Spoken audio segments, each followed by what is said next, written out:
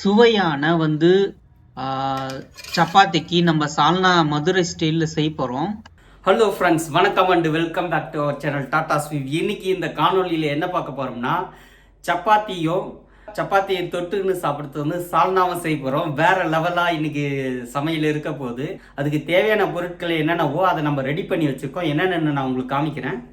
3 வெங்காயத்தை கட் பண்ணி இந்த மாதிரி பொடுசாக கட் பண்ணி வச்சுருக்கேன். 4 சின்ன சின்ன தக்காளி 4 கட் பண்ணி வச்சிருக்கேன் பொடுசா. சின்ன வெங்காயம் ஒரு 15 வெங்காயத்தை இந்த மாதிரி கட் பண்ணி வச்சிருக்கேன். ஒரு கைப்பிடி அளவுக்கு புதினாவை வச்சிருக்கேன். புதினா ரொம்ப ரொம்ப முக்கியங்க. புதினா இல்லாத சால்னா செய்வது கொஞ்சம் கஷ்டம். புதினா போட்டால் தான் சூப்பராக இருக்கும். 1/4 மூடி தேங்காய், ஒரு 10 பல்லு பூண்டு, கொஞ்சோண்டு இஞ்சி, கொஞ்சோண்டு கொத்தமல்லி வச்சிருக்கேன். கசகசா ஒரு ஸ்பூனும் ஒரு 10 முந்திரியும் தண்ணியில் ஊற வச்சிருக்கேன். இப்படி இந்த மாதிரி ஊற வைக்க சொல்ல நம்மளுக்கு மிக்சியில் போட்டு அரைக்க சொல்ல சூப்பராக மஞ்சிடும். இது பார்த்தீங்கன்னா ஒரு 10 மினிட்ஸ் அந்த மாதிரி ஊற வச்சுக்கோங்க. ஒரு 2 பிரியாணி இலை வச்சுருக்கேன். ஒரு அன்னாச்சி பூ வச்சுருக்கேன். 5 கிராம்பு வச்சுருக்கேன். 3 ஏலக்காய் வச்சுருக்கேன். அதுக்கப்புறம் கொஞ்சோண்டு பட்டை, ஒரு 2 பட்டை, பெரிய பட்டையாக இருந்தால் 2 போதும். நான் சின்னதாக இருக்குது ஒரு 4-5 துணுக்கு வச்சுருக்கேன். அவ்வளோதாங்க. இதெல்லாம் வச்சு ரெடி பண்ண போகிறோம். மசாலா வகையில் பார்த்தீங்கன்னா கரம் மசாலா 1 ஸ்பூன் எடுத்துங்க, மஞ்சள் தூள் 1/2 ஸ்பூன் எடுத்துங்க, மிளகாய் தூள் 1.5 ஸ்பூன் எடுத்துங்க. அதுக்கப்புறம் பார்த்தீங்கன்னா தனியாத்தூள், அதாவது மல்லித்தூள்னு சொல்லுவாங்க இல்லைங்களா, அது 1 ஸ்பூன் எடுத்துங்க. இதெல்லாம் வச்சு சூப்பராக இன்றைக்கி செய்ய போகிறோம். ஸோ நம்ம குக்கரில் தான் இன்றைக்கி சால்னா செய்ய போகிறோம். அதுக்கு குக்கர் வச்சாச்சு, பெரிய குக்கர், 5 லிட்டர் குக்கரு. தேவையான அளவுக்கு எண்ணெய் ஊற்றிக்கலாம். கொஞ்சம் எண்ணெய் அதிகமாக தான் இதுக்கு ஊற்றணும், அப்போ தான் சூப்பராக வரும். ஓகேங்களா? இப்போ இதில் 2 பிரியாணி இலை ஆட் பண்ணிக்கிறேன். பட்டை கொஞ்சம் ஆட் பண்ணிக்கலாம். 3 ஏலக்காய் வச்சுருக்கேன், ஏலக்கி இதை போட்டுக்கலாம். ஒரு அன்னாச்சி பூ வச்சுருக்கோம், அதை போட்டுக்கலாம். 5 கிராம்பு போட்டுக்கலாம். நல்லா வறுப்போம். அதுக்கப்புறமேட்டுக்கு மற்றதெல்லாம் ஆட் பண்ணலாம்.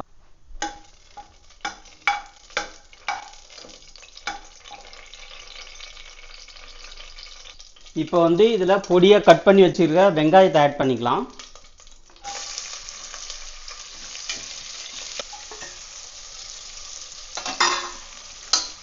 வெங்காயம் இப்போ நல்லா வதங்கிடுச்சு. இப்போ நம்ம தக்காளி ஆட் பண்ணிக்கலாம். ஸோ நம்ம தக்காளி ஆட் பண்ணியாச்சு. நல்லா இது வறுபடட்டும்.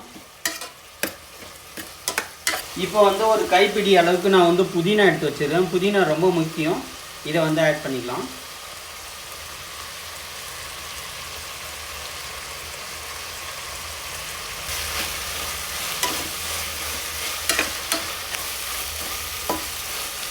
இப்போ உப்பு ஆட் பண்ணிக்கலாம். கொஞ்சமாக ஆட் பண்ணிக்கலாம், தேவையான அளவுக்கு. நான் 1 ஸ்பூன் போட்டிருக்கேன். நம்ம அப்புறமேட்டுக்கு இன்னும் கொஞ்சம் ஆட் பண்ணிக்கலாம். இது ஃப்ரை ஆகிருக்கட்டும். இப்போ நம்ம ஒரு மிக்சியில் சின்ன வெங்காயத்தை போட்டு அரைச்சிக்கலாம். 15 சின்ன வெங்காயத்துக்கு மேலே வச்சுருக்கேன், அதை போட்டுக்கலாம். இஞ்சியை கட் பண்ணி வச்சுருக்கேன், அதை போட்டுக்கிறேன். இது கூடவே பார்த்தீங்கன்னா ஒரு 10 பல் பூண்டு வச்சுருக்கேன், இந்த பூண்டை போட்டுக்கிறேன். அதுக்கப்புறம் ஒரு 1/4 மூடி தேங்காய் நம்ம கட் பண்ணி வச்சுருக்கோம், அதை போட்டுக்கலாம். கசகசாவும் நம்ம முந்திரியும் 10 முந்திரியும் ஊற வச்சுருந்தோம். இதை நம்ம அதை கூட ஆட் பண்ணிக்கலாம். ஒரு 10 நிமிஷத்துக்கு முன்னாடியே இதை ஊற வச்சாச்சு. அப்போ தான் பார்த்தீங்கன்னா நம்மளுக்கு இந்த கசகசா நல்லா ஊறி மஞ்சிடும். ஸோ அதுக்காக தான் அந்த மாதிரி பண்ணியிருக்கோம். இப்போ இதையும் ஆட் பண்ணிக்கலாம். இந்த மாதிரி பண்ணிவிட்டு இப்போ நம்ம இதை அரைச்சிடலாம். இப்போ இது தக்காளி, புதினா, போட்ட புதினா, வெங்காயம் இது எல்லாம் சூப்பராக வெந்துடுச்சு. ஸோ நம்ம என்ன பண்ண போகிறோம்னா, இப்போ மசாலாவை ஆட் பண்ணிக்கலாம். மிளகாய் தூள் தேவையான அளவுக்கு உங்கள் காரத்துக்கு ஏற்ற மாதிரி போட்டுங்க. நான் ஒரு 1.5 ஸ்பூன் போட்டுருக்கேன். மல்லித்தூள் ஒரு ஸ்பூன் போட்டுக்கலாம். கரம் மசாலா ஒரு ஸ்பூன் போட்டுக்கலாம். மஞ்சள் தூள் ஒரு 1/4 ஸ்பூன் இதில் போட்டுக்கலாம். இப்போ இது எல்லாத்தையும் போட்டு மிக்ஸ் பண்ணி விடுவோம். இந்த மாதிரி நல்லா கலந்து விட்டுட்டு இப்போ நம்ம இந்த அரைச்சி வச்சுருக்கிற முந்திரி, தேங்காய், இஞ்சி பூண்டு பேஸ்ட்டை இதில் சேர்த்துக்கலாம். நம்ம வந்து ஜார்லேயே கொஞ்சம் தண்ணி விட்டு மிக்ஸ் கலக்கி இதில் ஊற்றிக்கலாம். இப்போ இதை நல்லா கலந்து விடுவோம். இப்போ இன்னும் கொஞ்சமாக உப்பு ஆட் பண்ணிக்கலாம்.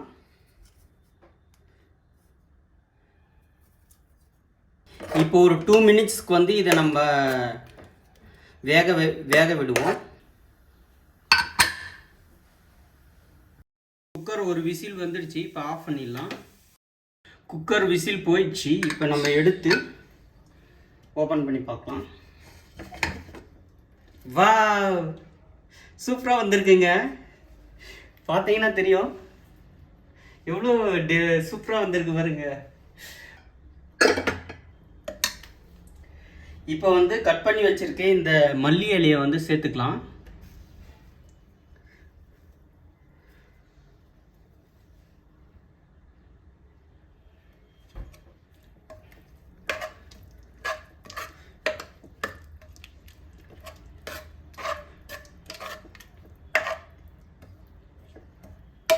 இது கூடவே கொஞ்சம் ஒரு ஸ்பூன் அளவுக்கு சர்க்கரை சேர்த்துக்கலாம். சர்க்கரை சேர்த்துக்கினா சூப்பராக இருக்கும்.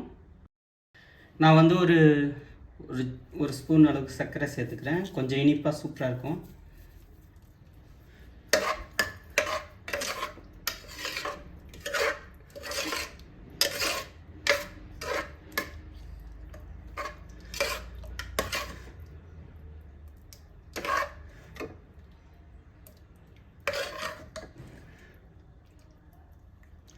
சூப்பரான மசாலா சால்னா ரெடி சப்பாத்திக்கு. ஒரு வழியா சால்னாவை ரெடி பண்ணிட்டோம். இப்போ வந்து நம்ம சப்பாத்தி சுட போறோம். சுட்டுட்டு சால்னாவையும் சப்பாத்தியும் சுட்டு சாப்பிட்டு நான் வந்து ரிவ்யூ சொல்றேன். தொடர்ந்து பாருங்க. சில பேருக்கு வந்து சப்பாத்தி செய்யறதுல கொஞ்சம் கஷ்டம்னா என்னது, மாவு பிசையறது தான். கையில் ஒட்டுமே அதை எப்படி செய்யறதுன்னு நீங்களாம் கஷ்டமாக ஃபீல் பண்ணுறீங்கன்னு நம்ம நேயர்கள் வந்து சொன்னதுனால இன்னைக்கு சப்பாத்தி மாவுன்னு நான் செஞ்சு உங்களுக்கு அதை வந்து பதமாக எப்படி நம்ம செய்யலாம் சொல்கிறத நான் காமிக்க போகிறேன். நான் வந்து பார்த்தீங்கன்னா இந்த பாத்திரத்தில் கொஞ்சம் பெரிய பாத்திரமாக எடுத்துங்க, அப்போ தான் வந்து கலக்கிறதுக்கு ஈஸியாக இருக்கும். இந்த கரண்டி மூலயமா ஒரு 4 கரண்டி மாவு போட்டிருக்கேன். இதை வந்து நம்ம தண்ணி ஊற்றி மிக்ஸ் பண்ணலாம்.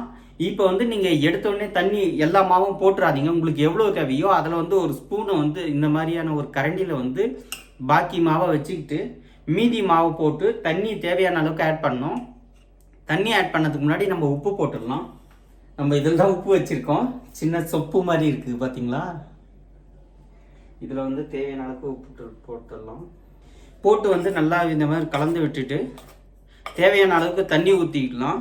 தண்ணி அதிகமாக நீங்கள் ஃபஸ்ட்டே ஊற்றிடாதீங்க, கொஞ்சம் கொஞ்சமாக ஊற்றணும். அப்படி ஊற்ற சொல்ல தான் வந்து நீங்கள் பதத்தில் வந்து பண்ண முடியும். ஓகேங்களா. தண்ணி ஆட் பண்ணியாச்சு. இப்போ வந்து மிக்ஸ் பண்ணுவோம். பார்த்தீங்கன்னா தெரியும், தண்ணி ஊற்றி பிசைஞ்ச உடனே இந்த மாதிரி வந்துருக்கு. இன்னும் கொஞ்சம் ஒரு 2 மினிட்ஸ் நம்ம இதை நல்லா பிசைஞ்சு விடுவோம். அப்போ தான் வந்து பார்த்திங்கன்னா நல்லா சாஃப்டாக சூப்பராக இருக்கும். கொஞ்சோண்டு ஆயில் விட்டு இதை நம்ம அப்படியே மூடி வச்சிடலாம். இப்படியே ஆட் பண்ணிக்கிட்டு நம்ம பிசைய ஆரம்பிச்சோன்னா வச்சுக்கோங்களேன், கையில் வந்து பிடிக்காது. கையில் பிடிக்காத ஈஸியாக வந்து பண்ணிடலாம். இப்போ நல்லா பிசைஞ்சாச்சுங்க, சூப்பராக வந்துடுச்சு. ஓகேங்களா. இதை வந்து நம்ம அப்படியே மூடி வைப்போம். இப்போ சப்பாத்தி சுட சொல்ல வந்து பார்த்தீங்கன்னா 1 சைடு வேக வச்சுருங்க. அதுக்கப்புறமேட்டுக்கு இன்னொரு சைடு வந்து திருப்பி போட்டு வேக வைங்க. ஸோ அந்த மாதிரி பண்ண சொல்ல வந்து பார்த்தீங்கன்னா 2 பக்கம் ஈவனாக வந்துடும்.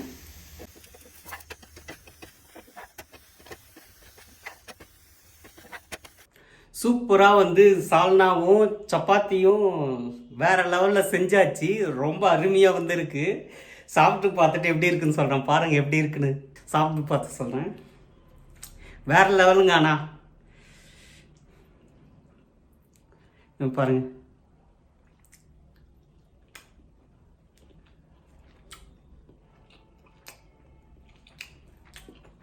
அடிச்சுக்கவே முடியாது. வேற லெவல். அப்பா அட்டகாசமா இருக்கு.